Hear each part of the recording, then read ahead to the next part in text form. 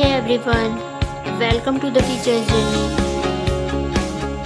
आज हम करेंगे क्लास 9 चैप्टर नंबर 1 साइंस से, जो कि है matter in our surroundings.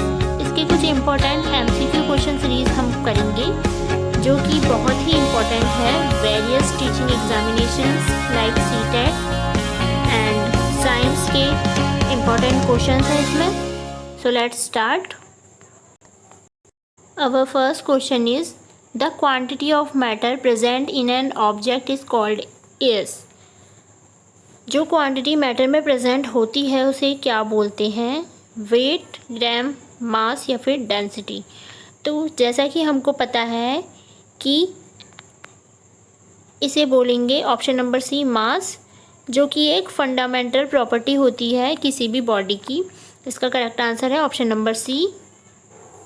Next, the boiling point of alcohol is 78 degrees Celsius. So, what is the temperature in its Kelvin scale? Kelvin scale में हमें इसका टेम्परेचर बताना है और हमें ये दिया है डिग्री सेल्सियस में। तो इसका फॉर्मूला होता है C + 273 = केल्विन। यहाँ पर 78 रख देंगे वैल्यू और प्लस इसमें 273 करके हमें वैल्यू मिल जाएगी 3। तो इस क्वेश्चन का जो हमारा आंसर हो जाएगा वो हो जाएगा option number B 351 kelvin. Next question, the boiling point of water on Celsius and Kelvin scale respectively is. यानी कि बॉइलिंग पॉइंट क्या होता है वाटर का सेल्सियस और केल्विन स्केल पर। तो सबको पता है कि इसका बॉइलिंग पॉइंट होता है जो वो 100 डिग्री सेल्सियस होता है। अगर केल्विन का किसी को नहीं पता है तो यहाँ पर 100 डिग्री ऑप्शन में 373 दिया है, तो इस पर टिक करेंगे। वैसे इसमें 100 में अगर हम 273 ऐड करेंगे तो हमारा आंसर 373 आने वाला है। Next question, the liquid which has the highest rate of evaporation is. Evaporation का हाईएस्ट रेट इसमें से किस में होता है? Petrol, nail polish remover, water या फिर अल्कोहल।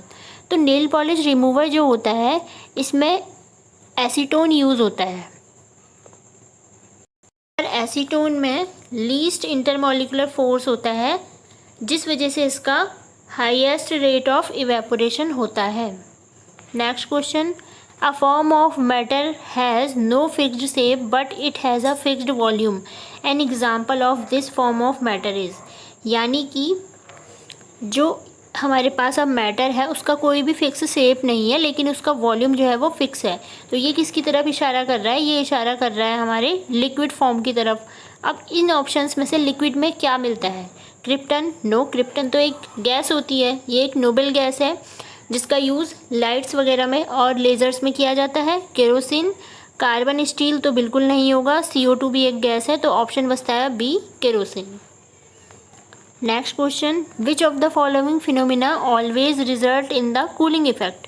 कूलिंग इफेक्ट का इसमें से कौन सा फिनोमिना होता है?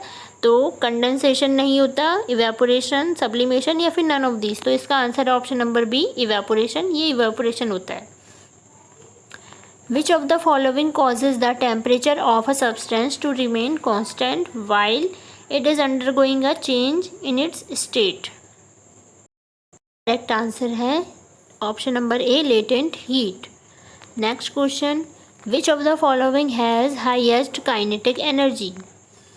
इसमें से किसकी काइनेटिक एनर्जी सबसे ज़्यादा होती है? हमें पता है कि जो भी हमारे सॉलिड्स होते हैं उनकी काइनेटिक एनर्जी बहुत लो होती है, जबकि गैसेस की काइनेटिक एनर्जी बहुत ज़्यादा होती है। तो इसमें हमारा पार्टिकल्स ऑफ स्टीम, ये ऑप्शन नंबर डी करेक्ट होगा, जिसकी काइनेटिक एनर्जी बहुत ज़्यादा होगी। Next question, which of the following does not affect rate of evaporation. इसमें से कौन सी ऐसी चीज़ है जो इवेपोरेशन को अफेक्ट नहीं करती है? विंड स्पीड, हाँ ये तो इफ़ेक्ट करती है। सरफेस एरिया भी इफ़ेक्ट करता है, टेम्परेचर भी इफ़ेक्ट करता है। तो इसका करेक्ट आंसर होगा ये। इनसॉल्युबल हैवी इम्प्योरिटीज़, ये इफ़ेक्ट नहीं करता है किसको? इवेपोरेशन को। Next question, What is the term used to describe the phase of change of a liquid to gas, यानी कि अगर लिक्विड से गैस में चेंज हो रहा है, फेज चेंज हो रहा है लिक्विड टू गैस, तो इसे क्या कहेंगे? बॉइलिंग कहेंगे, कंडेंसेशन कहेंगे, मेल्टिंग कहेंगे या फिर नन ऑफ दीज कहेंगे।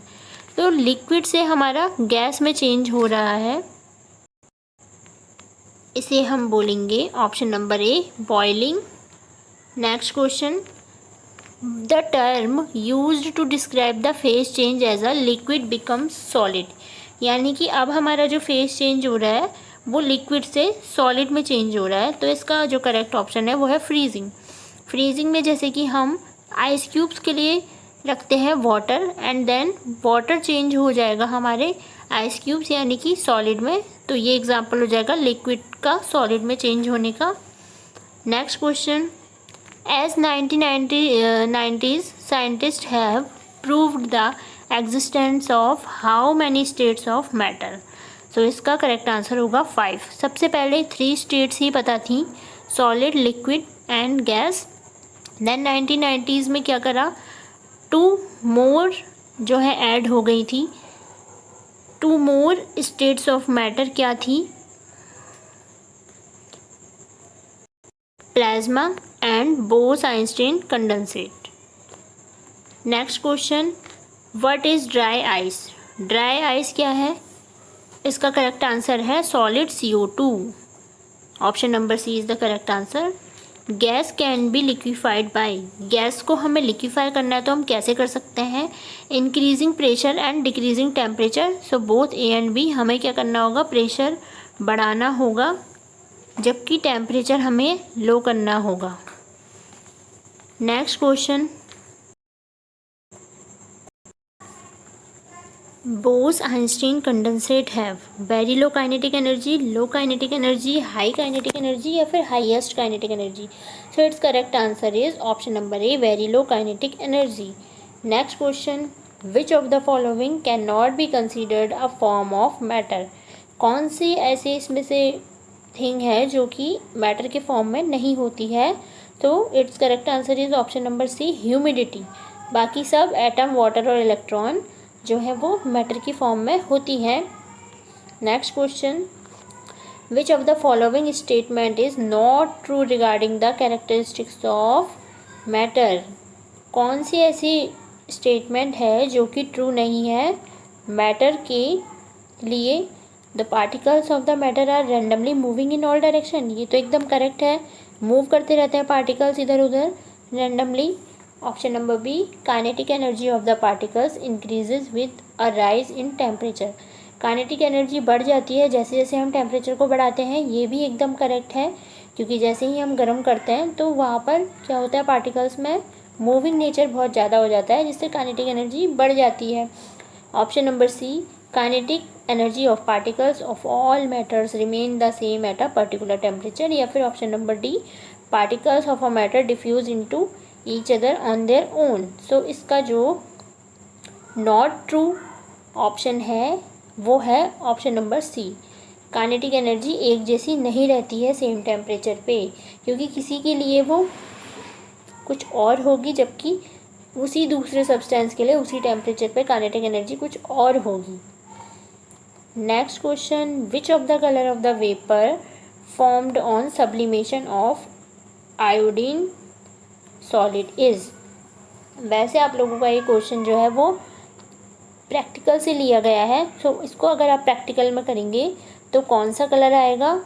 वो पर्पल वॉयलेट कलर आता है, option number A. Next question, CO2 can be easily liquefied and even solidified because. अब देखिए CO2 जिसे हमने ड्राई आइस भी कहा था एक क्वेश्चन में ऊपर, ड्राई आइस क्यों कहा था और ये क्यों इतनी जल्दी लिक्विफाइड और सॉलिडिफाइड हो जाती है? क्योंकि जो इंटरमॉलिक्यूलर फोर्स होता है, intermolecular force of attraction between the molecules of CO2 वो बहुत ही ज़्यादा लो होता है, इसीलिए इसका लो बॉइलिंग पॉइंट भी होता है और लो मेल्टिंग पॉइंट भी होता है। अब लो मेल्टिंग पॉइंट और लो बॉइलिंग पॉइंट भी है इसका, और इसका जो अट्रैक्शन फोर्स है वो भी कम है, यानी कि option number A is the correct answer. So इसी तरह से अब ये क्वेश्चंस हो जाते हैं कंप्लीट।